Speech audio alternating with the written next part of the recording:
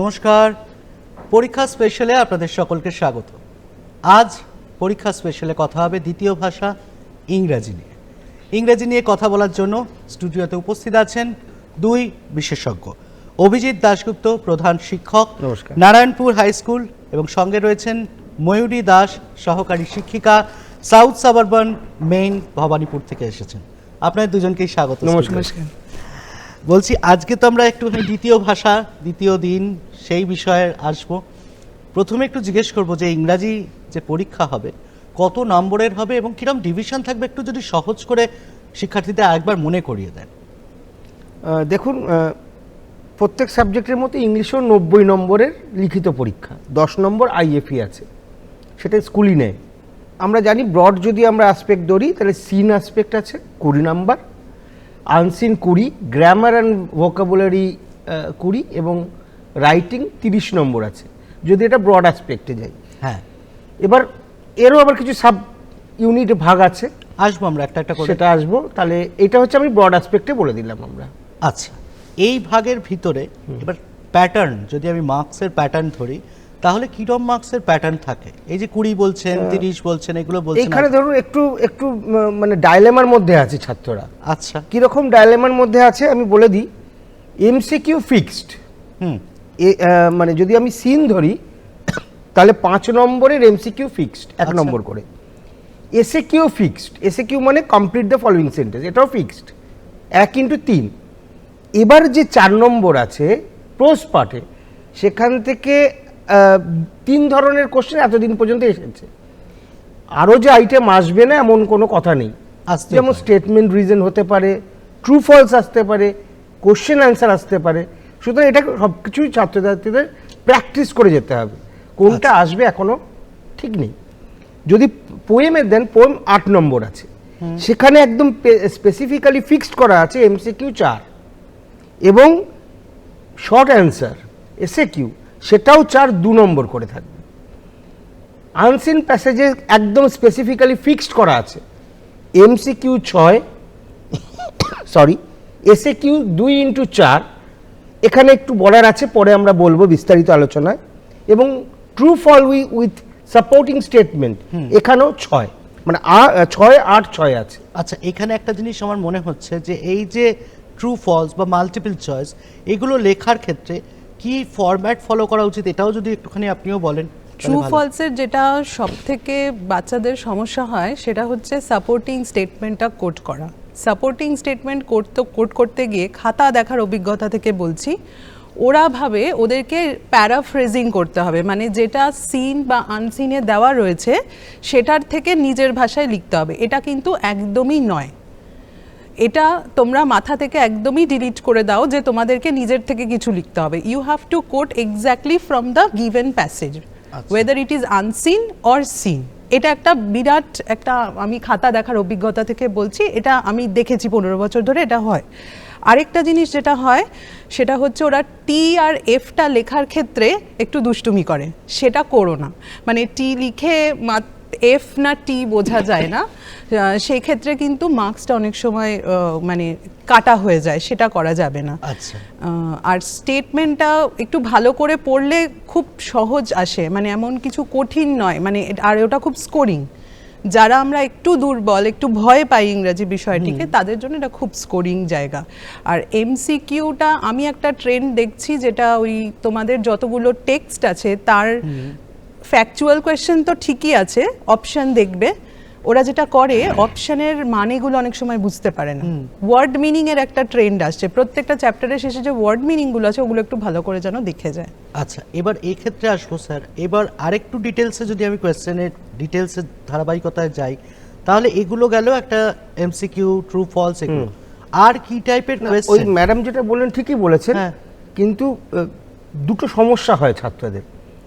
একটা হচ্ছে হয়তো টেক্সটে যেটা আনসিন প্যাসেজ দিল, সেখানে সেন্টেন্সটা 4টে লাইন আছে। আচ্ছা, মানে 4টে লাইনে গিয়ে শেষ হয়েছে সেন্টেন্সটা। এবার ছাত্রছাত্রীরা বুঝতে পারে না কোন লাইনটা কোট করবে, একদম প্রথম থেকে শেষ পর্যন্ত কোট করলো, করতে গিয়ে কি হলো, যেটা গিভেন স্পেস আছে তার থেকে বেরিয়ে গেল। এইটা মনে হয় ঠিক না। এসএস মানে সাপোর্টিং স্টেটমেন্ট লেখার কতগুলো কায়দা আছে, সেইটা ছাত্রদের জানাটা উচিত। তাহলে মনে হয় স্পেসিফিক উত্তরও হবে এবং তারা ফুল মার্কসও পেয়ে যাবে। আর দ্বিতীয় যেটা ম্যাডাম বলছিলেন একদম ঠিক, যে এমসিকিউ এটা যতই সহজ মনে হয়, ইনস্ট্রাকশন ছাত্ররা পড়ে না, কিন্তু মানে ধরেই নিয়েছে ওইরকমই তো প্রশ্ন আসবে, এরমই লিখতে হবে।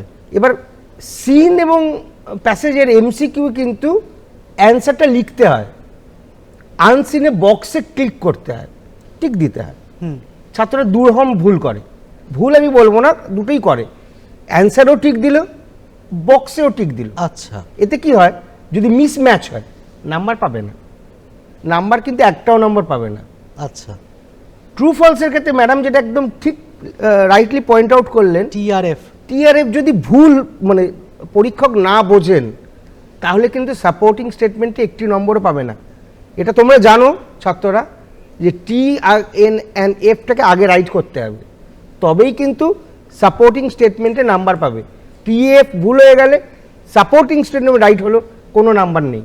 সুতরাং 2 নম্বর পেতে গেলে দুটোই রাইট করতে হবে।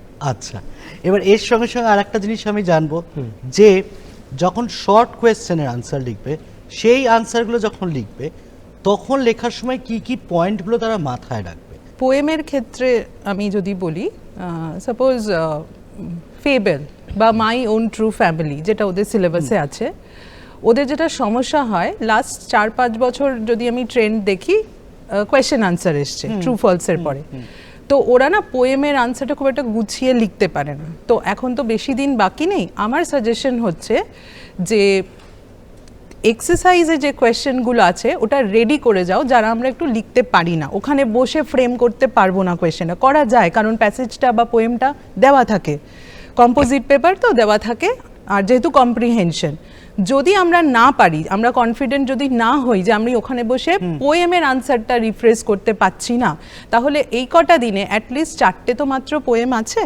সেইখানের যে এক্সারসাইজটা আছে সেটা একটু দেখে যদি রেডি করে যাই, আমার মনে হয় ওখানে মার্কসটা আমরা তুলতে পারবো। আরেকটা জিনিস ওর সাথে অ্যাড করতে পারো, বিগত 5-6 বছরের ওই পোয়েমটা থেকে যা যা কোয়েশ্চেন এসছে, এটা আমার মনে হয় খুব হেল্পফুল হবে এই সময়, কারণ এখন যাই পড়বে সেটাই মাথায় থাকবে। একদম তাই, শেষ মুহূর্তে। এবার আপনিও যদি বলেন যে আনসার লেখার সময় লেখার কি ফরম্যাটগুলো ধরুন ইউজ করবে, ফরম্যাট মানে আমি বোঝাতে চাইছি, আমাদের এখানে ইংলিশের সঙ্গে অন্য সাবজেক্টের তফাৎ আছে। হ্যাঁ, অন্য সাবজেক্টের ওয়ার্ড লিমিট সেই অর্থে নেই, হ্যাঁ, একটু লিখতে পারে তারা, হ্যাঁ, কিন্তু আমাদের কি পোয়েম কি প্রোজ, আমাদের ওয়ার্ড লিমিট কিন্তু 20 থেকে 30 ওয়ার্ডস, এর বাইরে লিখতে পারবে না। তোর ম্যাক্সিমাম হলে হয়তো 3টে সেন্টেন্স বা 4টে সেন্টেন্স। 3টে সেন্টেন্স হওয়ার কোনো জায়গাতেই থাকে না, মানে প্রশ্ন আচ্ছা। যেভাবে দেওয়া হয় সেখানে ম্যাক্সিমাম 2টো সেন্টেন্সে উত্তর হয়ে যায়। আচ্ছা, কোনো জায়গায় 1টি সেন্টেন্সে উত্তর হয়। এবার ছাত্রছাত্রীরা মনে করে 3টে-4টি লাইন আছে, তাহলে আমি একটু ভরে দিই, হ্যাঁ। নাম্বার পাবো, সেটা কিন্তু নয়, ব্যাপারটা ওই রকম নয়। যদি উত্তর, আবার বলছি ছাত্রদের উদ্দেশ্যে, যদি উত্তর একটা লাইনে কমপ্লিট হয়ে যায়, এমনকি মেন অ্যান্সারটা যদি একটা ওয়ার্ডে হয়, তাহলে কিন্তু সে ফুল মার্কস পাবে। নট নেসেসারি তাকে 2টো বা 3টে সেন্টেন্স লিখতে হবে।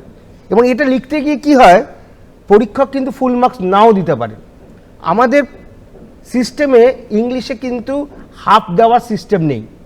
আচ্ছা, আমাদের মার্কিং স্কিম হচ্ছে 0, 1, 2, মানে যদি ফুল মার্কস 2 হয় সে 0 পাবে, নাহলে 1 পাবে, নাহলে 2 পাবে। সুতরাং একটু যদি ভুল হয়ে যায় 2 মার্কসের কোশ্চেনে তোমরা কিন্তু 1 পাবে। তাহলে তোমরা দেখবে, এক হচ্ছে সেন্টেন্স কনস্ট্রাকশন ঠিক হলো, ইনফরমেশন, এই দুটো জিনিস ঠিক থাকে, সেটা যদি একটা সেন্টেন্সও হয় তাহলেই কিন্তু কারেক্ট ফুল মার্কস অঙ্কের মতো পাওয়া যায়। আচ্ছা, এক্ষেত্রে আরেকটা জিনিস বলবো, যে ওরা মানে ইঙ্ক, সেটা তো ব্লু ব্ল্যাক দুটো ইউজ করতে পারবে, এবং যদি আনসিন পড়ার সময় ওরা কি পেন্সিল ইউজ করতে পারবে, মানে সেই জায়গায় পেন্সিলে কি মার্ক করতে পারবে? হ্যাঁ, খাতা তো কম্পোজিট খাতা, হ্যাঁ, অসুবিধা নেই। সেটাই বলছি, পেন্সিলে যদি কিছু জায়গা কিছু ওয়ার্ড পড়তে অনেক সময় হয় না যে এই ওয়ার্ডগুলো হয়তো ক্যাচি মনে হচ্ছে, পড়তে একটু আন্ডারলাইন, না করাই যাবে, সেটা করা সেটা যায়। আমরা সাজেস্ট করি স্পেশালি আনসিনের ক্ষেত্রে, কারণ ভোকাবুলারি থাকে, হ্যাঁ, যে যদি অচেনা শব্দ দেখো সেইগুলো একটু মার্ক করে রাখা, যাতে ভোকাবুলারিটা খুঁজতে সুবিধা হয়, কারণ ওটাতে 8 নম্বর আছে কারণ ম্যাক্সিমাম আনসিন নাম্বার। পড়ার সময় বলছি স্পেশালি ওটা করে নিলে তারপরে পরের পেজে গিয়ে হয়তো সেই কোয়েশ্চেনটা দেখলে এক্সাক্ট ওই ওয়ার্ডটা পেলে তখন একদম, আর একদম। ফিরে এসে ওই একদম। শব্দটায় ফিরতে খুব একটা সময় লাগবে না। একদম ঠিক। আচ্ছা, এর সঙ্গে সঙ্গে আরেকটা জিনিসও জানবো যে এই যে টাইম ম্যানেজমেন্ট, বারবার বলছি 15 মিনিট তো সময় প্রথমে দেওয়া হচ্ছে, এই সময়টা স্টুডেন্টরা ঠিক করে কিন্তু কাজে লাগায় না সব সময়, তাদের তাড়াহুড়ো টেনশন এগুলো সব কাজ করে, কিন্তু এইটা একটু যদি আপনারা গাইড করেন যে এই 15 মিনিটটা ওরা ঠিক কী কী করবে এবং তারপরে টাইমটা কিভাবে নিজেরা একটুখানি ম্যানেজ করবে, ভাগ করবে। ইংলিশ পরীক্ষায় যেটা সবথেকে সুবিধা এবং অসুবিধা দুটোই, সেটা হচ্ছে যতদূর আমি জানি আর সব সাবজেক্টে সম্ভবত অপশন আছে, ইংলিশ Option পেপারে নেই। কোনো অপশন নেই। সো অল কোয়েশ্চেন্স আর কম্পালসারি, তো ওখানে একটা টাইম এমনি বেঁচে গেল, কারণ আমাকে বাঁচতে হচ্ছে না, কারণ আমি জানি আমাকে সবগুলো করতে কোয়েশ্চেন 1 to 9 তার সাবসেকশন সব করতে হবে, সেই টাইমটা তোমাদের বেঁচে গেল। ওদের যেটা টেন্ডেন্সি আমরা স্কুলে পড়াতে গিয়েও দেখি, খাতা দেখেও বুঝতে পারি 3 ঘন্টা ওরা বসে না পরীক্ষায়। ওদের একটা ধারণা থাকে তাড়াতাড়ি করে ইংরেজি পরীক্ষাটা দিয়ে বাড়ি চলে যাব, পরের দিনের সাবজেক্টটা পড়বো। ঠিক আছে, আমি সেটা অসুবিধা নেই, কিন্তু সেটা করতে গিয়ে সিলি মিস্টেকগুলো হয়ে যায়।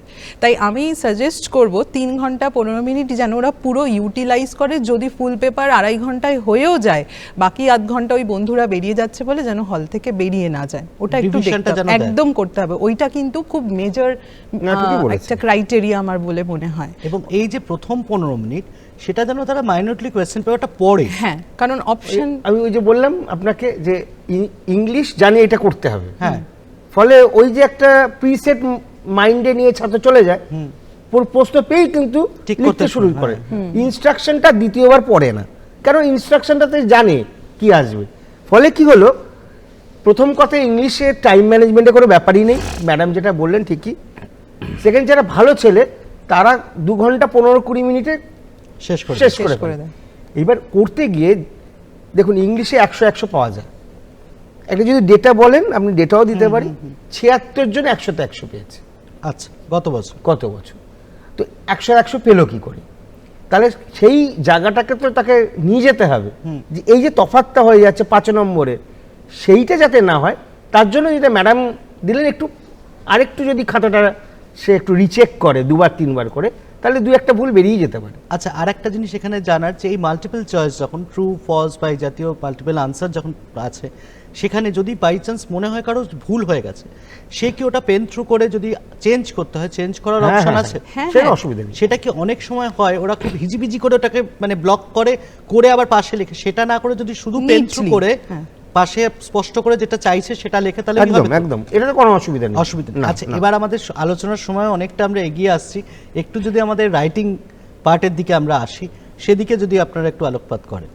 আচ্ছা, সেটা বলি, সমস্যাটা হচ্ছে একমাত্র রাইটিংয়ে, আচ্ছা, মানে অধিকাংশ ছেলে মেয়ে মানে বলতে একটু দ্বিধাই বোধ করি, একটা বাল্কে ছাত্রছাত্রী যারা একটা হিউজ নাম্বার অফ ছাত্র রাইটিং স্কিল লেখে না, ফাঁকা, মানে 30 নম্বর চলে যায়।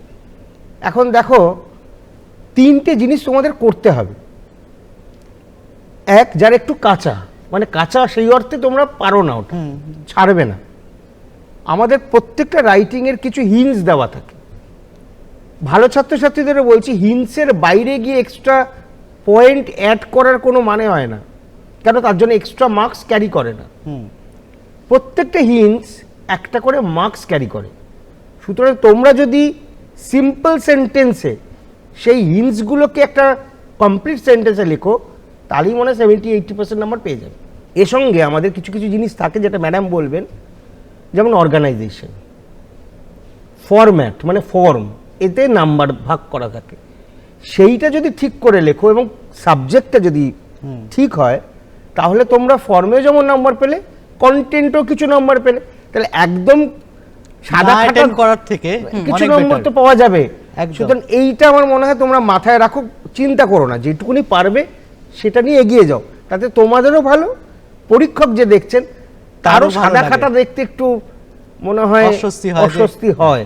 এবার যদি একটু বলেন এই চিঠি লেখা বা এগুলো যে ফরম্যাটের কথা স্যার বললেন, এই ফরম্যাটটা কিভাবে তারা মাথায় রাখবে? আমি চিঠির ক্ষেত্রে এবং নোটিশের ক্ষেত্রে দুটোই বলি। নোটিশ রাইটিং যেহেতু এবার খুবই ইম্পর্ট্যান্ট একটা টপিক, নোটিশের ক্ষেত্রে, চিঠির ক্ষেত্রে ওরা যেটা সবার আগে ভুল করে, ফরম্যাটটাই ভুল করে দেয়, এবং ওরা না বিভিন্নভাবে ফরম্যাটটা শেখে। আমি সাজেস্ট করব টেক্সট বইয়ে তোমাদের যে ফরম্যাট দেওয়া রয়েছে, এডিটোরিয়াল লেটার বা ইনফর্মাল লেটার বা নোটিশ, মিউজিক কম্পিটিশন বলে একটা নোটিশ ওদের বইতে দেওয়াই রয়েছে। সেখানে এডিটোরিয়ালে তো আরও ভালো 1 2 3 4 করে পুরো সাবসেকশন করা রয়েছে, নোটিশে সেটা করা নেই, আমরা পড়ানোর সময় করে দিই। নোটিশটা ব্লকে লেখা, কোথায় স্কুলের নাম, কোথায় ডেট, কোথায় কাউন্টার সাইন, এগুলো সব ওরা গুলিয়ে ফেলে। আর এটাতে মাথায় আর একদম লেজে 2 নাম্বার থাকে। আর নোটিশের একটা জিনিস যারা আমরা একটু ভয় পাই বা একটু দুর্বল, লিখতে পারবো না ভাবি, একটা ট্রিক তোমরা ফলো করতে পারো, সেটা হচ্ছে যে কোনো নোটিশের টাইম, ভেন্যু আর ইভেন্ট, এই 3টেতে 3 নম্বর থাকে একদম, আর ফরম্যাটে 2। তাই নোটিশে 5 নম্বর পাওয়া কিন্তু 10-এ কোনো ব্যাপারই না। আর ওই টাইম, ভেন্যু আর ইভেন্ট যে কোনো নোটিশের প্রথম লাইন একই হয়। ওদের বইতে যে মিউজিক কম্পিটিশনটা দেওয়া রয়েছে সেইটা যদি ওরা ফলো করে, শুধু তুমি গিভেন কোয়েশ্চেনের ইনফরমেশনটা ওখানে সাবস্টিটিউটে বসিয়ে দেবে। তোমার ড্রামা কম্পিটিশন এলে তখন তো তুমি মিউজিক কম্পিটিশন লিখবে না, শুধু ওই সাবজেক্টটা চেঞ্জ হবে। এবার ড্রামা কম্পিটিশন বানানো তোমার কোয়েশ্চেনে দেওয়া রয়েছে, তো এগুলো একটু স্মার্টলি করতে হবে। তাহলে ওই লাইনটা যদি তুমি লিখে নাও, ক্লোজিং লাইন নোটিশের, সব নোটিশের ক্লোজিং লাইন এক হয়, ওটা তুমি লার্ন করে যাও, আরও 1 নম্বর পেয়ে গেলে। আর যেটা স্যার বললেন রেজিস্ট্রেশন অর্গানাইজেশন, সেটা প্যারাগ্রাফ রাইটিং, লেটার রাইটিংয়ের পয়েন্টস ছাড়াও, ফরম্যাট ছাড়াও, রেজিস্ট্রেশন অর্গানাইজেশন হচ্ছে যে তুমি কত ভালো ভোকাবুলারি ইউজ করেছো আর তুমি পয়েন্টগুলোকে কিভাবে থরলি সাজিয়ে জিনিসটাকে প্রেজেন্ট করেছো। তুমি যদি সেইটা করে দিতে পারো, সেক্ষেত্রে কিন্তু তুমি এক্সট্রা ওই 2 নম্বরটা, মানে ওটা পার্ট অফ দ্য ফরম্যাট থাকে, সেটা পাওয়া যায়। সেটা আমরা অনেক ভালো খাতার ক্ষেত্রে দেখি। তবে যারা, আমি তো মানে যেহেতু স্যার বললেন যে আমাদের ম্যাক্সিমাম খাতা আমরা মাধ্যমিকে পাই যে আমাদের সত্যিই খুব খারাপ লাগে যে রাইটিংটা পুরো ব্ল্যাঙ্ক, এটা কিন্তু একদমই ভয় পাওয়ার কোনো কারণই নেই, কারণ নোটিশটা খুব সোজা এরমভাবে লেখা। আরেকটা আমি পয়েন্ট আউট করবো, প্রসেসিংও তোমরা মানে প্যাসিভ ভয়েস, ওইটাই লেখো, সাবজেক্ট আইডেন্টিফাই করো, সিঙ্গুলার না প্লুরাল আইডেন্টিফাই করো, ভার্বের থার্ড ফর্ম বসাও, দেখো একটা সেন্টেন্স হয়ে যাবে। তো এগুলো ট্রিক, এগুলো ছোট ছোট ট্রিক, এগুলো যদি একটু মাথায় রেখে ঠান্ডা মাথায় যাও, আমার মনে হয় না রাইটিং তোমাদের ব্ল্যাঙ্ক রেখে আসতে হবে। মানে ম্যাডামের কথা ধরেই বলি একটু, তোমরা ওই নোটিশ, ম্যাডাম বলছিলেন নোটিশ দেওয়া আছে মিউজিক কম্পিটিশন, লেসন 5-এর শেষে যাবে, সেখানে লেসন 5-এর শেষে একদম পরিষ্কার লেখা আছে, রুব্রিক্সগুলো দেওয়া আছে, রুলসগুলো দেওয়া আছে, ওটা একটু দেখে নেবে। আর ম্যাডাম ওই যে রেজিস্টারের কথা বললেন, আমি একটা উদাহরণ দিয়ে বুঝিয়ে দিই। হ্যাঁ, দেখো নোটিশে তোমরা অধিকাংশ, আমরাও দেখি, এন্ড লিস্ট কথাটা দেওয়া থাকে, ঠিক আছে? এবার এন্ড লিস্টের মানে কিন্তু ওই নোটিশের ক্ষেত্রে প্রযোজ্য নয়, এনরোলমেন্ট বা এনরোল কথাটাই কিন্তু প্রযোজ্য। আমরা কাটি না বটে, কিন্তু এন্ড লিস্ট কথাটা 100 জনের 95 জন ইউজ করে, শুধু এন্ড লিস্ট কথাটা ইউজ করবে না। যখনই বলবে student are requested to and list their name, আমার মনে হয় এনরোল দেয়ার নেমটা করাটাই কাম্য। এটাই হচ্ছে রেজিস্টার। পরীক্ষক কিন্তু এই শব্দগুলো দেখেন রেজিস্টারের নম্বর দেওয়ার ক্ষেত্রে। একটা আমি উদাহরণ দিয়ে বুঝিয়ে দিই। আচ্ছা, আর একটা জিনিস, এই এত কথা হচ্ছে তার মাঝখানে মনে হচ্ছে যে ইংলিশ, যেহেতু ইংলিশে বহু ক্ষেত্রে হয় আমাদের অনেক সময় স্পেলিং মিস্টেকও হয়, সেই জায়গাগুলোতে স্পেলিং মিস্টেক হলে বারবার বা গ্রামাটিক্যাল প্রচুর মিস্টেক হলে নাম্বার কাটার জায়গাটা কিরকম থাকে, না কি সেই জায়গাটাতে রিল্যাক্সেশনের কিছুটা জায়গা থাকে? গ্রামারের ক্ষেত্রে আমি বলি, গ্রামারের ক্ষেত্রে স্ট্রিক্ট অর্ডার থাকে যে যদি ওই ওয়াজটা ভুল করলো বানানটা, তাহলে অনেক ক্ষেত্রেই দেওয়া হয় না। এবার যখন একটা ভালো ছেলে লিখছে তার ক্ষেত্রে কিন্তু নম্বরটা পাবে না। আচ্ছা, যেখানে নাম্বারটা একটু কম সেখানে আমরা দিয়ে দিই। বা হয়তো অনেক সময় অনেক ক্যান্ডিডেট হয় যে পাস মার্ক হয়তো আসছে না বা কোনো জায়গায়, ওইখানে তখন ওই জায়গাগুলো কনসিডারেশন জায়গায় করা আসে, হয়, কিন্তু বেশি নাম্বারের ক্ষেত্রে কিন্তু কনসিডার করা হবে না। আচ্ছা, এই জায়গাগুলো মাথায় রাখতে হবে যে পড়ার সময়। আচ্ছা, এই সময় যেহেতু লাস্ট মোমেন্ট একদম, ওরা যদি এখন তো আর টেস্ট পেপার আলাদা করে সলভ করার কিছু জায়গা নেই, কিন্তু টেস্ট পেপার এতদিন ধরে ধরুন সলভ করতে করতে কিছু তো ওদের পয়েন্ট, এই যে আপনারা যে বলছেন টাইম বা ব্রেক অনুযায়ী, ক্যাটাগরি অনুযায়ী, একটা তো মোটামুটি ওদেরও খাঁচা তৈরি যে আমি লাস্ট দিনে এইগুলো দেখব, সেইটা কিভাবে নিজেরা একটুখানি নিজেদের মতো করে গুছিয়ে নেবে শেষ মুহূর্তে এই কদিনে? ফোকাস যেটা করবে সেটা কম্প্রিহেনশন পার্টটাই, কারণ ওটা ইজি টু স্কোর, ওটা বইটা তোমরা বইটা পড়েছো সারা বছর ধরে। আনসিনে অযথা ভয় পাওয়ার দরকার নেই। কারণ প্রচুর সময়, ইংলিশ পরীক্ষায় এত সময় পাওয়া যায় না, তাড়াহুড়ো করার কোনো জায়গা নেই আর ভয় পাওয়ারও কোনো জায়গা নেই। খালি একটু অর্গানাইজড ওয়েতে করবে। আরেকটা জিনিস আমি এখানে অ্যাড করব, যেহেতু এটা কম্পোজিট পেপার, ঠিক আগের পরীক্ষাটা সম্ভবত বাংলা হবে, তারপরে ইংরেজি হবে সেকেন্ড ল্যাঙ্গুয়েজ। তোমরা নাম, রোল নাম্বার, রেজিস্ট্রেশন লিখতে হয়, মানে প্রথমে রোল থাকবে, তারপরে নেম থাকবে, তারপর রেজিস্ট্রেশন। ওই জায়গাটা একটু ভালো করে ফিল আপ করবে, কারণ অনেক সময় দেখি ওটা ডেভিয়েট করে কেজিংয়ে চলে যায়, বা এক্সামিনার সিগনেচারে ওরা নাম এরকম ভুল, মানে ওরা তো চেনে না পেপারটা, তখন ওই ভুল আমরা দেখাই স্কুলে, কিন্তু অনেকেই হয়তো মাথায় মনে রাখতে পারে না বা ভয় ভুলে যায়, সেটা একটু খেয়াল রাখতে হবে। সিন আনসিন কম্প্রিহেনশনে ফোকাস করলে ভালো হয়। আর একটা স্কোরিং জায়গা হচ্ছে ফ্রেজাল ভার্ব। ফ্রেজাল ভার্বের ফর্মটা একটু দেখে রাখতে হবে। যদি ফর্ম চেঞ্জ করার দরকার হয়, সেখানে কিন্তু ফর্মটা চেঞ্জ করতে হবে। কখনো কখনো আমরা মানে দিয়ে দিই লিবারালি, কিন্তু ইনস্ট্রাকশন থাকে জিরো। ওই ম্যাম ঠিকই বলেছেন, একমাত্র ফ্রেজাল ভার্বে কিন্তু আমাদের হাফ দেওয়ার কনসিডার করা যায় না, যদি ফর্মটা চেঞ্জ না করে। আমি একটু ম্যাডামের সঙ্গে এখানে একটু বলে দিই কোনগুলো তোমরা ফোকাস করবে এই মধ্যে। এখন তো আর এক্সট্রা পড়ার কিছু নেই, মানে আর একটু জোর দেবে লাস্ট একদম একদম, মানে ওই মূর্তিতে চোখটা এঁকে দেবে, একদম শেষ মুহূর্তে গার্নিশিং চলছে, একদম একদম ওইটা করে নেবে। আমি বলবো যদি প্রোজ করো, প্রোজ পিসের এটা ভালো, অন্যগুলো দেখে যাবে, কিন্তু খুব ভালো করে যাবে দুটি text, the passing away of Bapu and our runaway kite. যদি পোয়েম করো, পোয়েম তো করতেই হবে তোমাদের চারটেই দেখে যাবে, কিন্তু বেশি জোর দেবে হচ্ছে my own true family are the snail, এই দুটো ভালো করে করবে। রাইটিং স্কিলে আসি, যেটা ওদের একটু সমস্যার জায়গা, আবার বারবার বলছি আমরা দুজনই। নোটিশ রাইটিং খুব ভালো করে করবে, স্টোরি রাইটিং করবে এবার, এবং লেটার তো আসবেই, পার্সোনাল নাহলে অফিসিয়াল, পার্সোনালটা বেশি করে করবে এবার।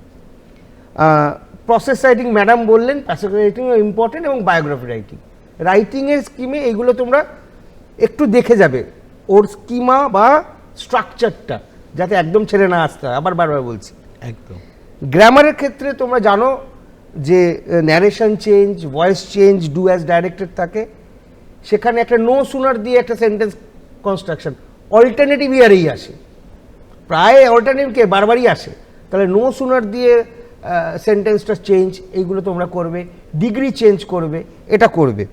আর ফ্রেজাল ভাব তো ম্যাডাম বললেন, ওটার জন্য আলাদা 3 নম্বর আছে। গ্রামারের আরও 2টি পার্ট আছে, আর্টিকেল প্রিপোজিশনস আছে, আর প্রপার ফর্ম অফ দ্য ভার্বসের 3 নম্বর আছে। আচ্ছা, এর সঙ্গে সঙ্গে একটা জিনিস ম্যাডাম বলি, যে খাতাটা দেখার সময় অনেক সময় আমাদের মনে হয় যে বাঁদিকে স্পেস ছাড়েনি, ডান দিকে কোনো স্পেস নেই, বা উপরে কোনো স্পেস ছাড়েনি। এই জায়গায় ওই যে 15 মিনিট প্রথমে সময় পাচ্ছে, যখন কোয়েশ্চেন পেপারটা পুরোটা পড়া হয়ে যাচ্ছে, তারপরেও হয়তো দেখতে পাচ্ছে যে ঘন্টা পরে একটু সময় আছে, তখন খাতাটার এই মার্জিন, বর্ডার, এইগুলো কিভাবে করে দেবে? আচ্ছা, ইংলিশ খাতায় স্পেসটা একটা সমস্যা হয়। অনেকের হাতের লেখা ভীষণ বড় বড়, ওরা একটু ভয়ই পায় বাচ্চারা যে কোথায় ধরাবো। এটা করবে না, কেননা অনেক জায়গা থাকবে। স্যার যেটা শুরুতেই বললেন, এমন কোনো কোয়েশ্চেন থাকবে না যেটার উত্তর ওই গিভেন স্পেস থেকে ছাড়িয়ে যেতে পারে, তোমার হাতের লেখা যত বড়ই হোক না কেন। 1 নম্বর। 2 নম্বর হচ্ছে আমাদের লেফট মার্জিন লাগে, আমাদের কেজিং করতে, মার্কসগুলো পুট করতে আমাদের লাগে, ইন্টারনাল কেজিং করতে হয় আমাদের।